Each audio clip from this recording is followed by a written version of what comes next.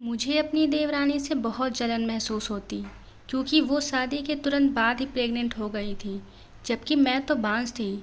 अब तो सास मुझे हर वक्त ताने देती और कहती, जल्दी तुझे डिवोर्स दिलवाऊंगी। मैं बहुत डर गई थी, मगर मैं उस वक्त बहुत हैरान होती जब हर रात मेरे पैरों पर गिरकर मेरी देव कहती, देख लेना, जिस दिन बच्चे को जन्म दूंगी उसी दिन मुझे सब घर से धक्के मारकर निकाल देंगे। मुझे माफ़ कर दो दीदी। मैं बड़ी हैरान होती कि ये सब ऐसा क्यों कहती है। जिस दिन डिलीवरी का वक्त हुआ, देवरानी मुझे अपने साथ अंदर ले गई और चुपके से बोली, इस बच्चे को लेकर भाग जाओ, वैसे भी तुम बांझ हो। मैं बहुत खुश थी और फ़ौरन बच्ची को लेकर भाग गई। जैसे ही दूध पिलाने के लिए मैंने उस बच्चे को कपड़ा हटाया तो मेरे होश उड़ गए, क्योंकि वहाँ बच्चा नहीं बल्कि पति का बड़ा। जिंदगी फूलों से सजी नहीं होती, हर इंसान का इम्तिहान होता है, मगर ना जाने मेरे हिस्से में इतने इम्तिहान क्यों आए थे। मैंने तो सोचा था कि शादी के बाद मेरी ज़िंदगी खुशियों से भर जाएंगी, मैं अपने ससुराल वालों पर राज करूंगी। ये खुशी भी मेरे दिल में इसलिए पैदा हुई थी क्योंकि मैं बहुत ज़्यादा सुंदर थी। हर देखने वाले मुझे सराहता था। मगर शादी के बाद मेरी ज़िंदगी में सिर्फ बदलाव आया था, जिसे कोई खुशी नहीं मिली। मेरी खूबसूरती से मेरी ननद बहुत जलती थी। इस बात का अंदाज़ा मुझे शादी के दूसरे दिन ही हो गया था, जब मैं सुबह नहाकर कमरे से बाहर निकले तब अपने और अपने पति के नाश्ता बना सकूं। मगर मुझे पता नहीं था कि मेरे ना होने पर मेरी ननद मेरी कमरे में घुस जाएंगी। जब मैं नाश्ता बनाकर वापस कमरे में गई तो उसने मेरा सारा सामान उलट पुलट कर दिया था। मैं हक्का बक्का खड़ी रह गई। मैं बोली, नताशा ये सब क्या है?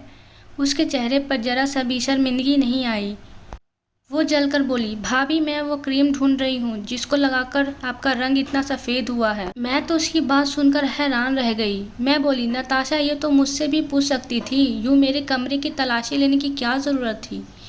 यह क्या बचपना है? मैं कोई क्रीम नहीं लगाती, मेरा रंग ऐसा ही है। नताशा मुझे घूरकर कमरे से बाहर निकल गई थी।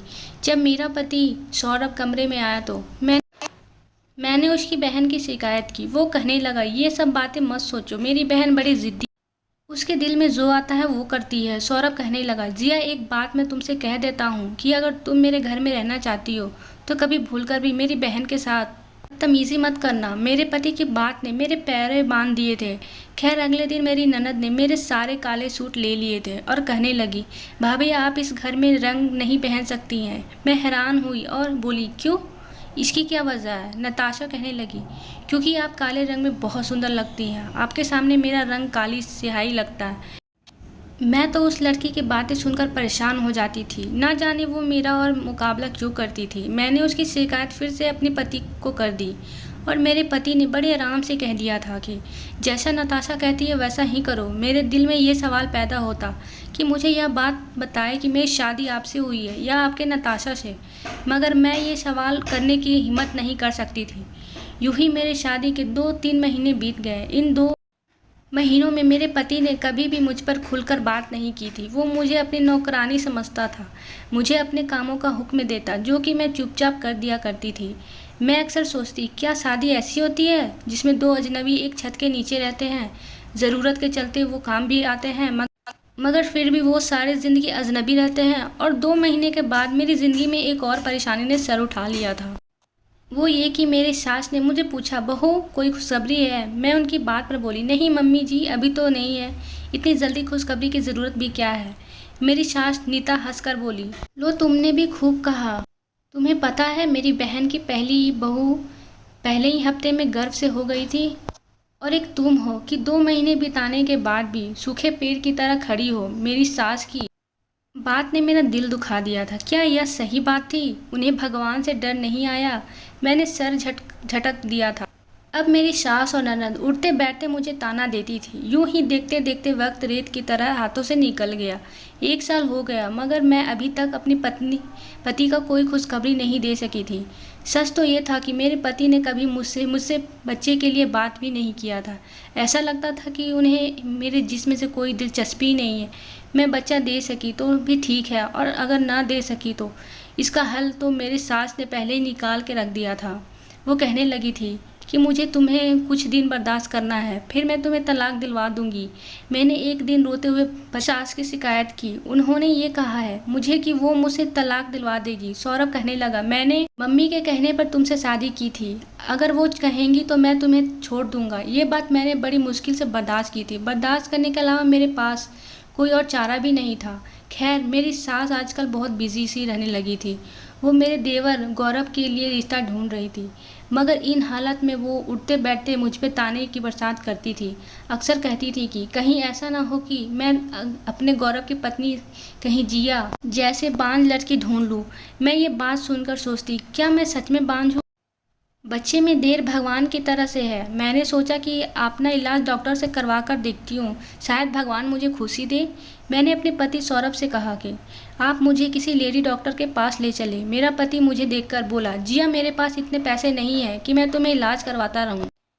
मैंने ये सुना कि जो औरत बांझ होती है अपना जितना मर्जी इलाज करवा ले, वो बच्चे पैदा करने के काबिल नहीं हो सकती। मैं तो रोने लगी थी। ये बातें मेरे दिमाग तौर पर बीमार कर रहे थे। उन दिनों मेरी सास को गौरव के लिए एक अच्छी लड़की मिल गई थी। मैंने सोचा कि क्या पता कि देवरानी के आने के बाद मेरी हालत बदल जाए, इसलिए मैंने इस शादी की तैयारियां से चढ़ बढ़कर हिस्सा लिया था। घर के सारे काम मैंने अपने हाथों में ले लिया था। और फिर एक दिन में रिया मेरी देवरानी बनकर हमारे घर में आ गई थी। मैं बहुत खुश थी कि चलो हम दोनों की खूब दोस्ती हो जाएंगी, मगर ये मेरी गलतफहमी ही साबित हुई थी, क्योंकि रिया बहुत पढ़ी लिखी थी। वो तो अपने काम से ही काम रखती थी, किसी से ज़्यादा बातचीत भी नहीं करती थी। मैं ही बहाने बहाने में उसका दिल जीतने की कोशिश करती थी, मगर वो कोई खास जवाब ही नहीं देती। असल में रिया अपने लिए एक जगह ढूंढ रही थी। मेरी ननद नताशा की रिया के साथ बहुत अच्छी थी। उसने रिया पर किसी तरह की कोई रोक टोक नहीं लगाई थी कि आप ये रंग नहीं पहनेंगी या वो। रिया की शादी को अभी 4 हफ्ते ही हुए थे कि उनका जी मचलने लगा, और ये सब देखकर मैं अंदर ही अंदर डर गई थी कि कहीं ऐसा ना हो जाए कि रिया प्रेग्नेंट हो। अगर वो प्रेग्नेंट हो गई तो मेरी तो ज़िंदगी बर्बाद हो जाएगी। एक दिन रिया चकरा कर गिर गई। उसी अस्पताल ले जाया गया तो पता चला कि वो तो प्रेग्नेंट है, और ये खबर मुझ पर बिजली बनकर गिरी थी। उस दिन के बाद तो मेरी सास को मुझे कोसने के लिए बहाना मिल गया। वो उठते बैठते मुझे बांझपन के ताना दिया करती। सिर्फ इतना ही नहीं, मेरी जवान ननद भी मुझे ताना देने के पीछे नहीं रहती। मैं तो हैरान होती थी कि वो कैसी लड़की है जिसे इस बात से भी डर नहीं लगता कि मेरे बड़े बोल मेरे आगे ही ना जाए। रात हुई तो मैं अपने कमरे में जाकर लेट गई थी। मेरा दिल बहुत ज़्यादा अंदर से रो रहा था। तभी मैंने देवरानी मेरे कमरे में आ गई थी। यह पहली बार हुआ था कि इससे पहले तो कभी मेरे कमरे में नहीं आई थी। उसकी आंखें भींगी हुई थी। मैं जल्दी से उठकर बैठ गई थी। मैं बोली, क्या बात है रिया, सब ठीक तो है ना? तुम्हारी तबीयत तो ठीक है ना? वो रोते हुए बोली, मैं आपको दीदी कह सकती हूँ क्या? मैंने इस बात सर हिला दिया और बोली, इसमें पूछने वाली कौन सी बात है? तुम मुझे बिल्कुल दीदी कह सकती हो। रिया कहने लगी, दीदी मैं देख रही हूँ घर में जब से पता चला है कि मैं प्रेग्नेंट हूँ तब से आपकी ज़िंदगी तंग कर दी गई है। मैं खुद को आपका दोषी समझने लगी हूँ। मैं बोली, अरे नहीं नहीं, कैसी बातें कर रही हो? बच्चे तो भगवान के हाथ में है ना। भगवान जिसे चाहे दे और जिसे चाहे ना दे, उसके साथ कोई ज़बरदस्ती तो नहीं चलती ना। तुम दिल में बिल्कुल भी ख्याल मत रखना कि तुम मेरी। उसने इधर उधर देखा और फिर धीरे से बोली, दीदी आपको एक बात बताऊं, ये जो लोग अभी मेरे प्रेग्नेंट होने पर खुश हो रहे हैं ना, जिस दिन मैं बच्चे दे दूंगी यही लोग मुझे धक्के देकर इस घर से निकाल देंगे। मैं परेशान हो गई और बोली, बुरी बात है, भगवान न करे कभी तुम पर ऐसा दिन आए। भगवान सब अच्छा करेंगे। वो मेरी बात सुनकर मुस्कुरा दी और उठकर मेरे कमरे से बाहर चली गई। थोड़ी देर बाद ही कमरे में सौरभ आ गए थे। वो बहुत बेचैन लग रहे थे। कमरे में यहाँ वहाँ टहल रहे थे। इससे पहले मैंने कभी उन्हें इतने परेशान नहीं देखा। ऐसा लग रहा था जैसे वो मुझसे कुछ कहना चाह रहे हो, पर उन्हें कोई शब्द न मिल रहा है। मैं खुद ही आगे बढ़कर बोली, क्या बात है सौरभ, आप मुझसे क्या कहना चाहते हैं? मेरी बात सुनकर उन्हें थोड़ी हिम्मत मिली थी। वो बोले, हाँ मुझे तुमसे एक बात पूछनी थी। ये गौरव की पत्नी अभी तुम्हारे पास क्यों आई थी? मैं बोली, बस वैसे ही मुझसे बात कर रही थी। सौरभ जल्दी से मेरे पास बैठ गए और बोले, अच्छा क्या बात कर रही थी?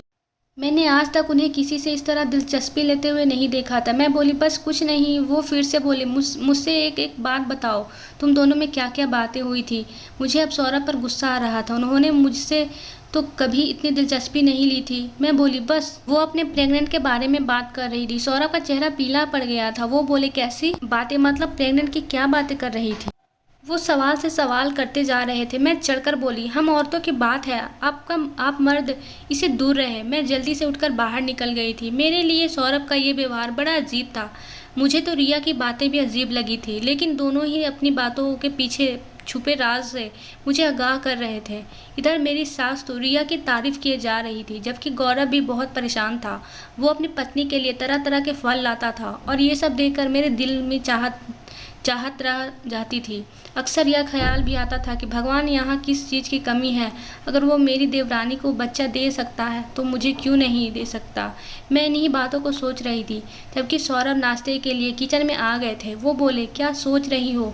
मैं बोली, मैं सोच रही थी कि मैं किसी डॉक्टर के पास चली जाऊं। खुद से इस बात आपको नहीं कहूँगी कि आप मुझे साथ ले चले। मेरी बात सुनकर सौरभ हंसकर बोले, जिया तुम अब भी नहीं समझ पाई? रिया के प्रेग्नेंट हो जाने के बाद तो तुम्हें अपने बांझपन पर यकीन हो जाना चाहिए था।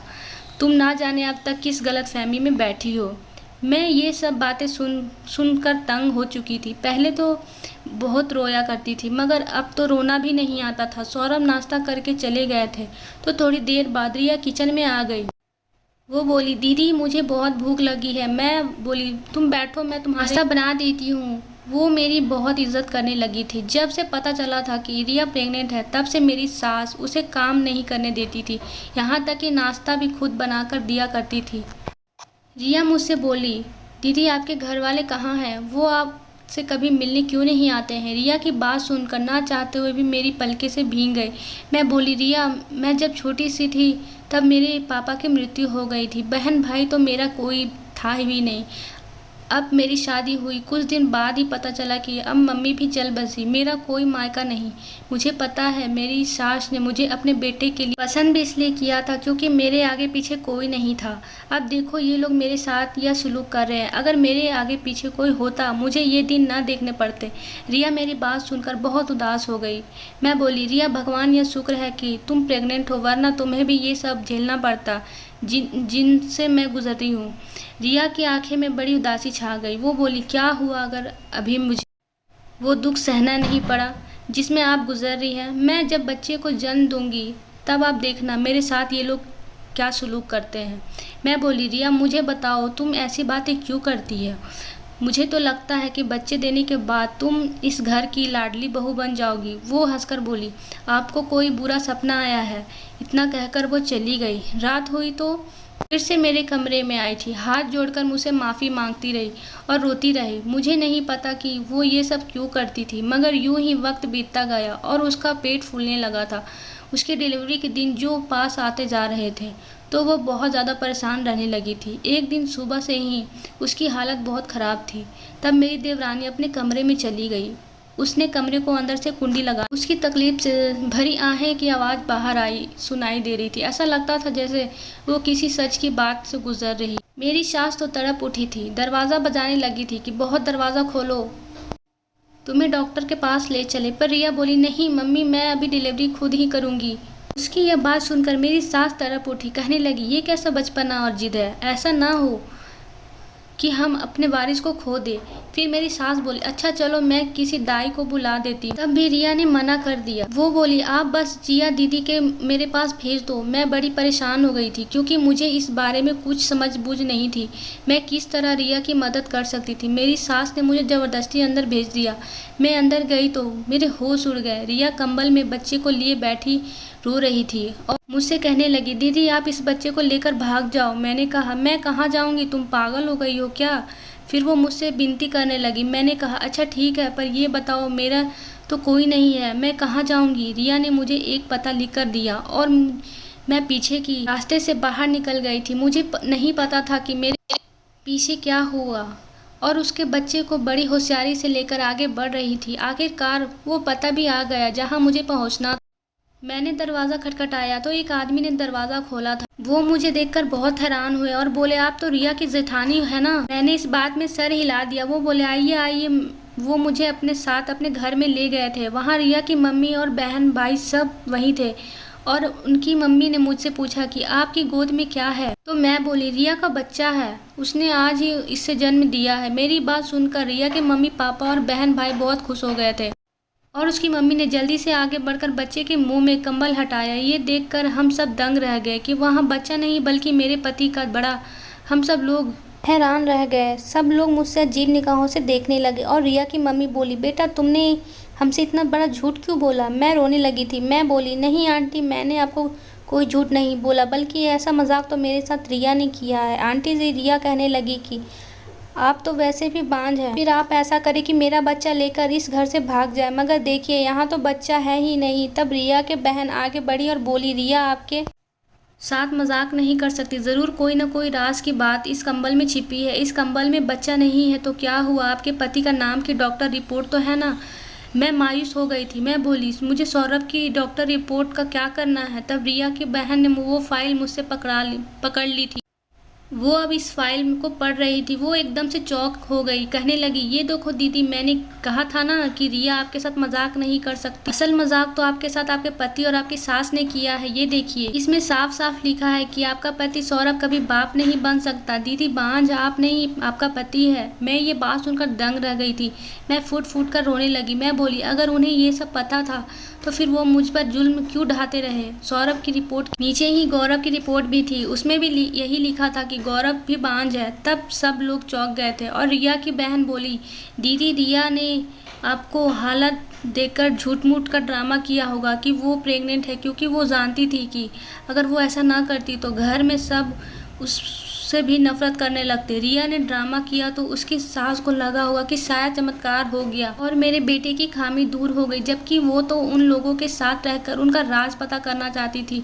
असल राज तो यह है कि वो दोनों भाई बच्चे पैदा करने के लायक ही नहीं है। वो अब मुझे समझ, इन लोगों ने मुझसे बच्चा छीनकर मुझे घर से निकाल देना है।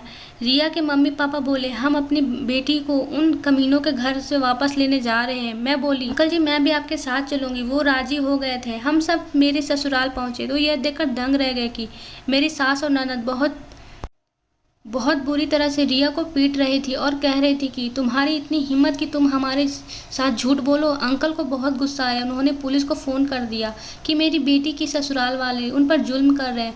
सौरभ भी अपने कमरे से बाहर आ गया तो मैंने आगे बढ़ी और एक ज़ोरदार थप्पड़ उनके मुंह पर मारा और फिर थूक कर बोली, मैंने अपनी ज़िंदगी में तुम जैसे कमीने इंसान नहीं देखा। तुम मेरे भरोसे के लिए अपनी कमी बता सकते थे, तब मैं भी तुम्हारा साथ देती, हम बच्चा गोद ले लेते, कोई दिक्कत नहीं थी। मगर तुम लोगों ने तो मेरा जीना हराम कर दिया था।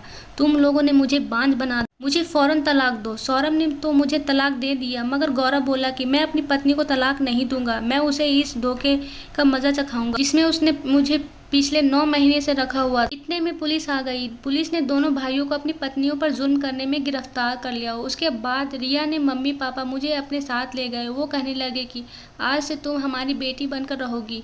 रिया ने अपने पति पर तलाक का मुकदमा दर्ज करा दिया था। उसे भी अब तलाक मिल गया था और यूं हम दोनों लड़कियों की जिंदगियां रिया की समझदारी की वजह से बच गई थी और आज हम बहुत खुश हैं। अंकल ने हमारी शादी करा दी और हम पर अब 2 बच्चे भी हैं। धन्यवाद दोस्तों। आपको कैसी लगी स्टोरी ज़रूर बताएं कमेंट में और चैनल को सब्सक्राइब करना ना भूलें। Thank you.